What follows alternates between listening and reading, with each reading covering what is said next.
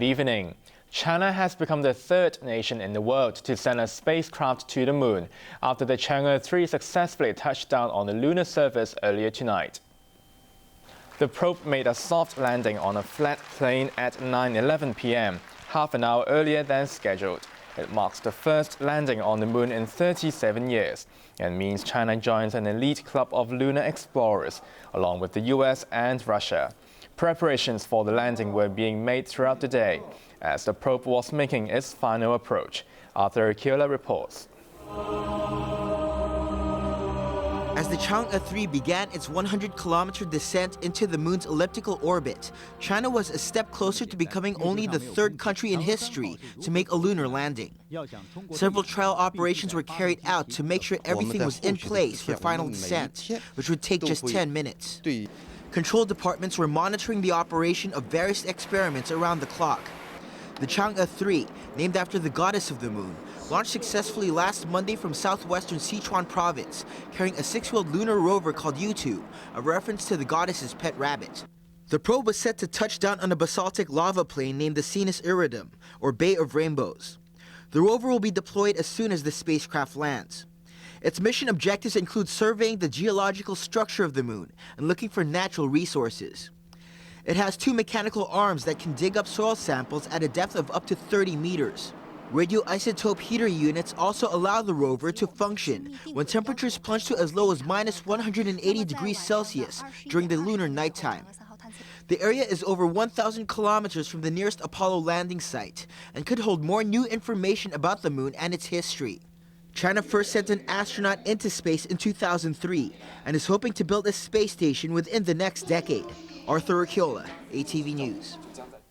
Back here on Earth, there was chaos today as hundreds of people scrambled for bargains at this year's Brands and Products Expo, with some shoppers getting knocked down in the rush for $1 deals. Chief Executive Yeung also visited the fair at Victoria Park and spent $6,500 on duck toys and snacks. Emily C reports. At the sound of the bell, people at the front of the queue dash for their favorite stalls, hoping to get their hands on the best bargains at the annual Brands and Products Expo. The hundreds of shoppers were there to snap up the famous deals for abalone, bird's nest, shark's fin, and other often expensive Chinese delicacies on sale for only $1. But things got ugly, with groups of people all fighting over the same limited bargains. "You're stealing my stuff," screamed this lady who fell to the ground during the mad scramble. Another woman kept cutting in the queue and pulled me from behind, she said. This stall was also offering dried seafood gift bags for $1, but only had 10 of them. "I was the 6th in line. People kept pushing in front of me and I didn't get a bag," complained this woman. She slammed the shop for suddenly changing the distribution point and the chaotic arrangements. We have learned a lesson and we'll arrange better next time. Yeah. Because we normally do this $1 offer, but this year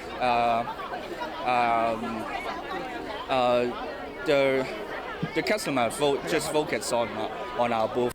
Many bought trolleys and suitcases to carry their bargains home. But some said the food wasn't especially cheap, so they didn't buy that much. "I won't go over budget. I spend what I have in my wallet," said this shopper. Others went all out. "There's 6 of us and we each spent an average of $5,000 each," said this tourist from Zhuhai. "Our suitcases are all full. We came here to support Hong Kong's economy." The 24-day expo, organized by the Chinese Manufacturers Association, typically attracts more than 2 million visitors each year. About 400 companies are taking part this year, operating about 900 stalls. The association expects the turnover to be 5 to 10% higher than last year. Chief Executive Yeung also visited the expo, but managed to avoid the mad dash for bargains.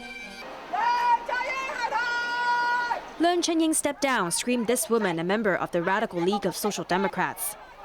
Leung's security stopped her from getting too close. But that didn't kill Leung's mood as he and his wife visited a stall selling yellow ducks. The pair spent $5,000 there before getting some snacks. After trying their candy, Yeung spent another $600 on snacks and spice oil. He left without answering reporters' questions. Emily Sue, ATV News. Health Chief Ko Wing-man says he's shocked and concerned by reports that some shops are manipulating baby milk powder prices. And Ade reports. The 2-tin or 1.8 kilo baby milk powder export limit on travellers was introduced more than 8 months ago and will remain in force for now. The restriction came into effect in March after an acute shortage of supplies in the city and to stop parallel traders from buying it in bulk and selling it for a hefty profit on the mainland, where the product is in high demand. Speaking during a radio program this morning, Health Secretary Ko Wing-man said the restriction has limited parallel traders from taking milk powder across the border in bulk. Otherwise, the shortage would be worse. Ko said the restriction will continue for now, particularly after the results of a stress test that was conducted during the Golden Week holiday in October. Basing on the findings of the consultants on the stress test, we have taken the view that the various improvement measures taken by the suppliers and the retailer had not, at this stage, resulted in satisfactory addressing the problem or the so-called loopholes in the supply chain, so that we can have the full confidence to lift the export restriction. And therefore, the government has decided not for the time being to lift the export restriction. But Ko did not give a timetable for when the restriction will be lifted. He also said he was shocked and concerned about reports that some shops are allegedly doubling the price of milk powder, and suppliers are investigating the claims. He said suppliers have their own mechanism to penalize unscrupulous retailers and may suspend stocks for offenders. Ko will meet with the industry next Thursday to discuss improvement measures and supplies to cope with the upcoming festive season. On another development, Ko said mainland authorities are still investigating reports that poultry farms in Shenzhen have been circumventing a ban on imports to Hong Kong. Ko said mainland authorities claim it's a misunderstanding because there is a frozen chicken plant nearby that supplies Hong Kong, but it's not a farm. He added that investigations are still underway and stressed that authorities will carry out stringent tests to check live poultry entering the city. The government has begun a recruitment exercise after Ombudsman Alan Lai indicated he will leave the post in March. But first, in our wrap of local stories, the police have ended the search for the body of a baby girl who was dumped in a rubbish bin. The police have called off a 10-day search at the Cheng Kuen O landfill for the body of the 6-month-old girl who was dumped in a rubbish bin by her mother. The toddler's 32-year-old mother, Ng Ting Yan, said she disposed of the body last month after the baby died. She has been charged with perverting the lawful burial of the body. Originally, she said someone had abducted her child from her pushchair in Kowloon City, but later admitted the child suffocated. The government is looking to fill the post of ombudsman after Alan Lai said he won't renew his contract when it expires next March. Lai took up the post in 2009 and gave no reason why he's not continuing with the job. The ombudsman has openly criticized several government departments in the past, the most striking case being the Buildings and Planning's department in 2011 for failing to demolish over 60% of illegal structures in the new territories. Post office staff have raised concerns about the quality of service after the number of employees was slashed from 7,700 4 years ago to 7,200. The drop is due to a cut on resources after the post office recorded a $160 million loss in the past 2 years. The workers' union hopes the government can inject more funds into the business. U.S. defense officials say one of their warships was involved in a confrontation with a Chinese naval vessel in the South China Sea last week. Anne Sim reports.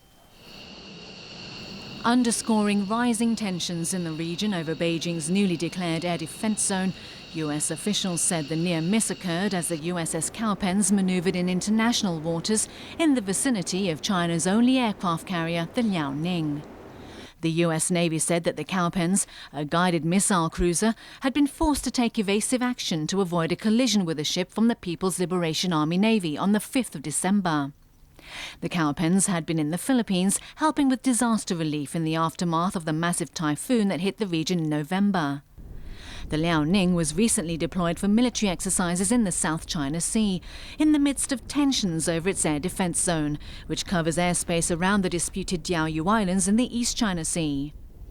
A US military official claimed the Liaoning attempted to get the Cowpens to stop, while another Chinese warship maneuvered near it, forcing the US ship to take evasive action. A collision was averted through radio communications. The official said no shots were fired. There has been no comment on the incident from Beijing yet. The US and Chinese navies were involved in another potentially risky standoff in 2009, when a Chinese naval vessel and aircraft approached the USNS Impeccable, a surveillance ship that had been monitoring submarine activity in the South China Sea, not far from China's new submarine base on Hainan Island. Police in the U.S. state of Kansas have arrested a man they claim was planning to blow up an airport, and there's outrage in Texas after a wealthy teenage drunk driver dodged jail time after killing 4 people. Arthur Akila reports. 16-year-old Texan teen Ethan Couch admitted driving while drunk and crashing his car, killing 4 people. He lost control of his pickup truck last June, killing a woman whose car had broken down and 3 others who were helping her. But he's escaped jail time and was sentenced to 10 years probation and alcohol treatment. Families of the victims are outraged by the ruling, saying Couch had been let off the hook because of his wealthy family. If Ethan had been any other 16-year-old without parents of influence and money, that I believe the outcome and the circumstances would have been different. The state's attorney general is looking into the case to see whether the decision can be appealed. In Wichita, Kansas, police have arrested a man who they say was plotting to blow up the Mid-Continent airport. The suspect was identified as 58-year-old avionics technician Terry Lee Lowen.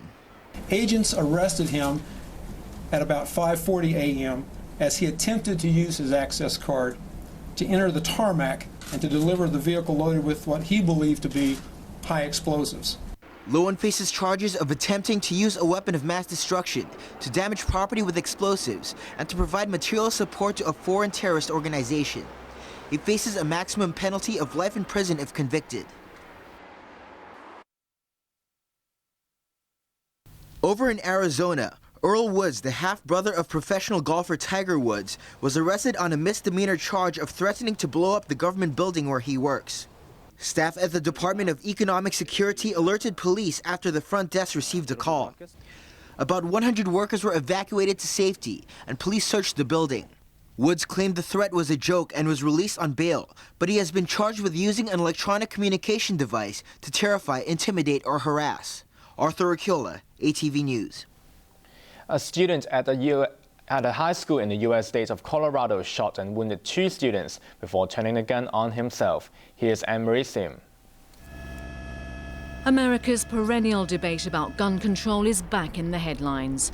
2 students at the Arapahoe High School in Centennial, Colorado were shot, one seriously, after a student seeking revenge against a teacher opened fire before turning the gun on himself. We believe the shooter that is deceased is the only individual that was armed in this school today and came here to cause harm to the students and/or faculty of this facility. Following the shooting, scores of students calmly left the building in single file with their hands above their heads. Many of the students had been practicing lockdown drills since primary school and were well versed in what to do in the event of gunshots. They gathered on a school athletics track, while worried parents were told to go to a nearby church where they could reunite with their kids. Police identified the gunman as 18-year-old Carl Pearson. Witnesses said he marched into the school intent on finding librarian Tracy Murphy, who coaches the debate team. I saw the kid run. It was just, he saw me, kind of did like that, and he just kept running. kept running all the way into the school. Right away, that's when I grabbed my radio. Again, I let everybody know, security, and that's when I heard the 2 loud bangs. He turned that corner to go into the library looking for Tracy. He was he was upset with him. Other witnesses said Pearson fired once and nearly hit the teacher, who managed to escape the building in a bid to lure Pearson away from the school. Fellow students claimed the gunman was really angry at Murphy for kicking him off the debate team. Police said a 15-year-old female student who confronted and was shot by the suspect was in serious condition and undergoing surgery in hospital. Officers found another student who had apparently suffered a minor gunshot wound and was released from hospital hours later. The gunman also brought 2 Molotov cocktails inside the school and exploded one. Sport news. Here's a look at a couple of snowboarding events starting in Finland, where a Chinese rider scored her maiden trophy at the Snowboard World Cup. Santa was in the house as riders packed the ski resort of Ruka, Finland, for the second stage of the Halfpipe World Cup. Reigning freestyle world champion and hometown hero Janne Kopi came out first among the 12 contestants, and he didn't let the crowd down, racking up 89 points in a faultless run.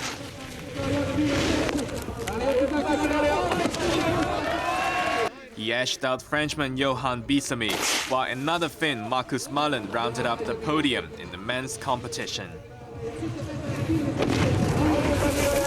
Am I correct? So stoked to win here. You know, my home resort and a lot of people watching here, like my friends and everything. So yeah, super stoked. Meanwhile, newcomers dominated the women's category. Mainland star Li Shuang backed up her colorful outfit with an eye-catching performance, scoring 85.75 points to clinch her first career halfpipe crown. Rebecca Sinclair from New Zealand, who was first in qualifying, and Frances Clemens Grimau were second and third. Both were also first-timers on the podium. Very happy. First one. Very happy. The 21-year-old from the northeastern city of Harbin now leads the championship with 2 more stops to go on the calendar. Over in Calarezza in the Italian Alps, there was a dramatic finish to the men's parallel giant slalom final. Austrian Anton Unterkofler, who qualified last to the round of 16, was in a tight battle with Sandkoza until the Slovenian lost his balance and fell, essentially giving up his title. Amazing, really amazing. It's my first victory today, and I was 16 in the qualification, and I can't believe it that I'm on the first position now, and yeah, it's amazing. The women's finalists had a tight battle to the end, with Swiss Patricia Kuma edging out Japanese Tomoka Takeuchi for the stage win. Time to check your Mark 6 tickets. Tonight's winning numbers are 6, 14, 15, 38, 46, 49, and the extra number is 29. The weather forecast for the next few days. Cloudy with rain tomorrow and getting cooler at night. Temperatures will range between 15 and 18 degrees. More rain in store on Monday and Tuesday. Here's a look at the weather around the world.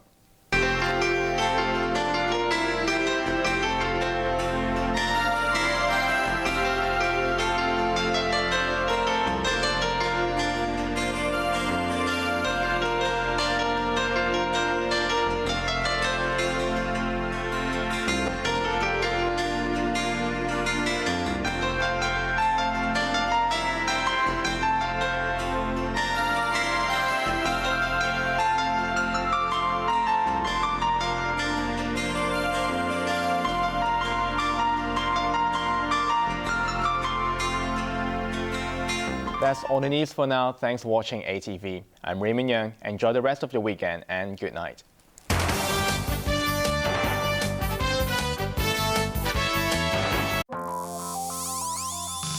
Coming up, racing to win.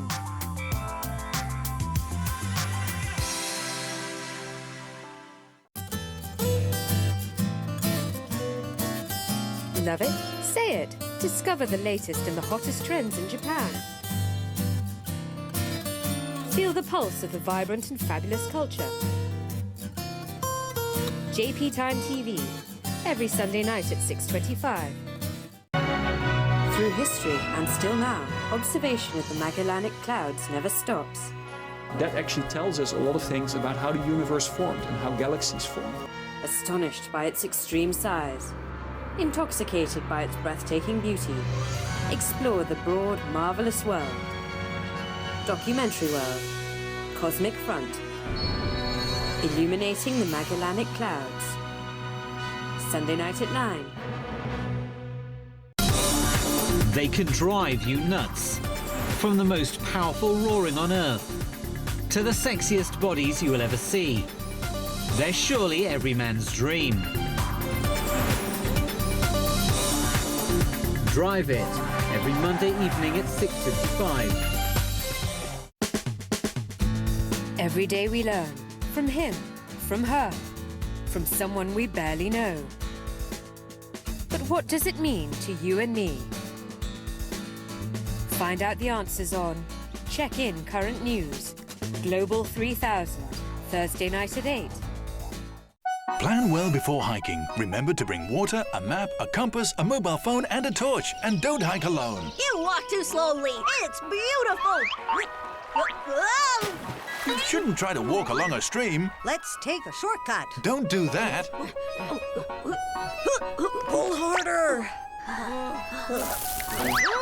Rock climbing requires special training. We're lucky. You should match your hike to your ability. Enjoy the scenery. Hike safely. Few people really understand its unsinkable soul. Wouldn't you like to know what is ahead in your world? Today I will show you what God says about how you can achieve real success. It's far more than a book. It's God's revelation to mankind. Tomorrow's World, next Saturday morning at 9.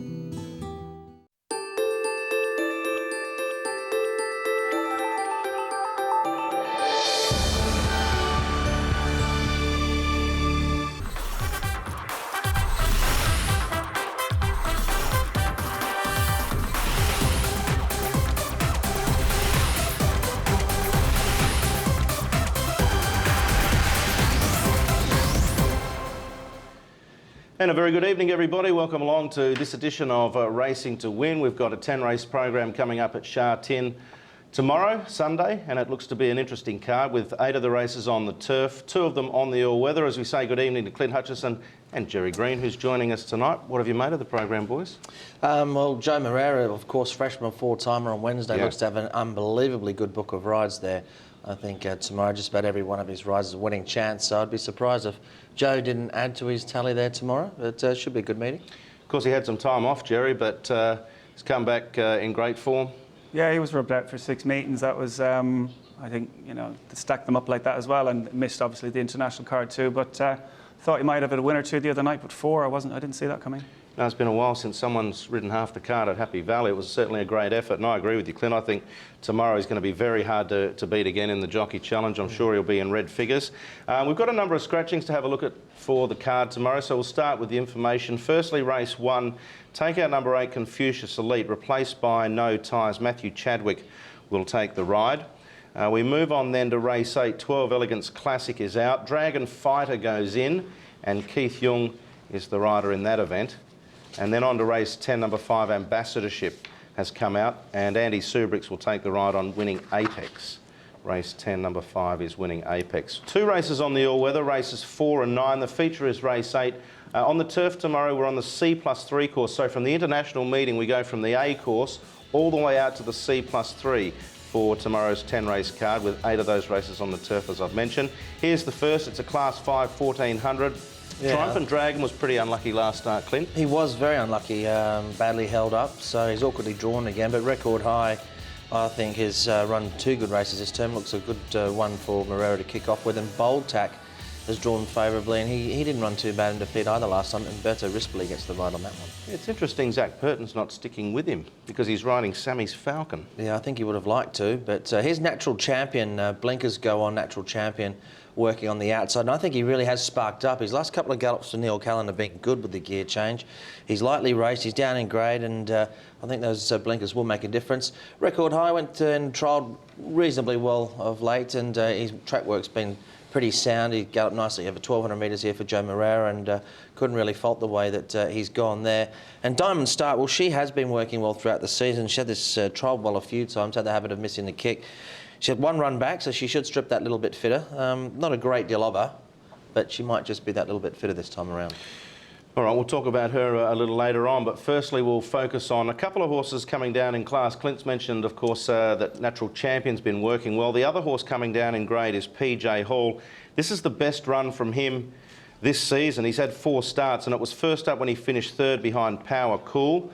Since then, his runs have been average. David Hall's gone for the blinkers. The format of the race hasn't really taken a strong boost, Jerry. You know, they raced in a clump this night, and he was a big price. He hasn't exactly franked the form since. Not really, but the fact that White gets on for the first time in Class 5, blinkers go on up and distance to 1,400 metres will suit. I reckon it's a bit of a plot, and he'll run well. Yeah. All right, Triumphant Dragon, he was a little unlucky last start. He's been very green, this horse. Of course, he's a half-brother to Ambitious Dragon, but he's taken a fair bit of time to really work out what racing's all about. With luck in this race here, I think he probably should have won. Yeah, it's a fair point. I mean, he just got bottled up at completely the wrong time, and